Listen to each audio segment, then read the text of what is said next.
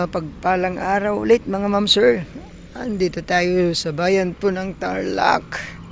Ito, tingnan natin, napakalapit po ng exit ng Paniki tsaka Ramos Tarlac. Yan po yung exit tsaka entrance natin mga ma'am sir. Tas ang sukat po na titignan natin 9,000 square meter. Ayan, back to back road siya. Sa likod rough road pa siya, pero dito sa harap barangay road. 2 lane. Ito ang property natin. Ito yung papuntang Paniki. Ito naman yung papuntang Ramos Tarlac. So ito yung property natin mga ma'am sir.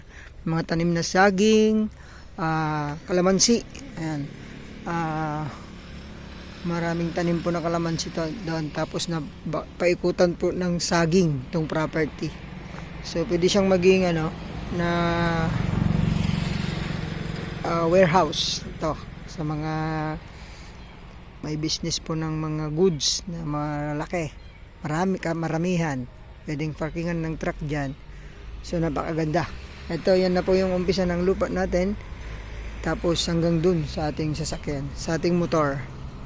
Ayan, so parang din ang frontage 40 to 50 meters mga ma'am sir.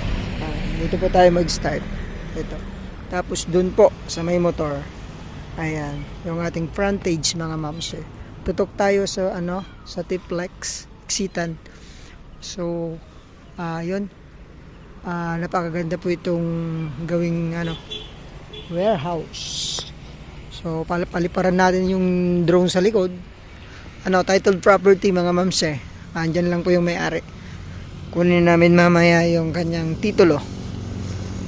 Ayan po. Sa mga nasa Manila, 2 hours nandito ka na mga ma'am sir.